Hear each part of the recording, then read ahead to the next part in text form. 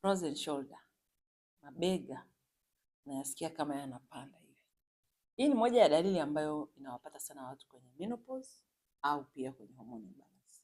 Nimeona watu kadhaa wakizungumzia, nasikia mabega yanauma, mabega kama nimeyabeba yako juu, nasikia yani siwezi kuachilia mabega yangu nikashusha.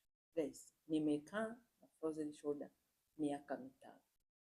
Yani uzuri mimi nilishaamua sitaki kumeza madawa, natumia tu herbs, virutubisho dawa na dawa asili. Nimekaa nayo miaka 5. Hii huwa inazidi zaidi usiku ukiwa umelala. Unaona kama unataka kujinyoosha lakini mwili unakataa. Unayasikia mabega yako juu ni kama umeyabeba. Hii inaweza kwenda na watu wanatofautiana. Wengine wanakaa nayo miezi 2, wengine wanakaa nayo miaka 2. Mimi nimekaa nayo miaka 5. Na hichi kipindi chote kilichokuwa kinanisaidia sana ni kufanya mazoezi na kushughulika na estrogen hormone. Ninaposema estrogen hormone namaanisha hivi. Estrogen hormone huwa ina fluctuate, inapanda na wakati mwingine inashuka.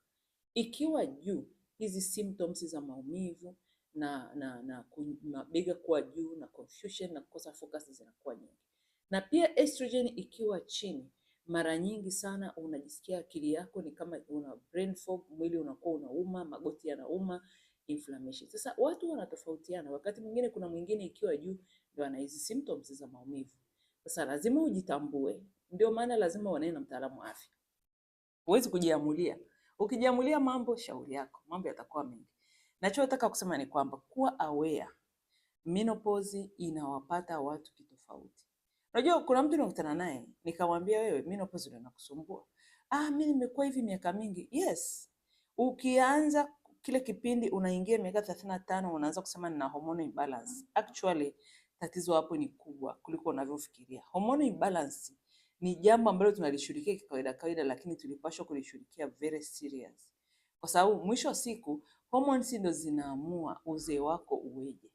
So ukiwa una tabia ya kubalance hormone, maana yake una tabia ya kubalance mmeng'enyo, una tabia ya kulala mapema, una tabia ya kufanya mazoezi, una tabia ya kuwa na positive attitude. Yani kubalance hormone sio swala la unameza kidonge, ni the whole lifestyle, mfumo wako wote wa maisha unaamua hizo hormone zako zikaeje.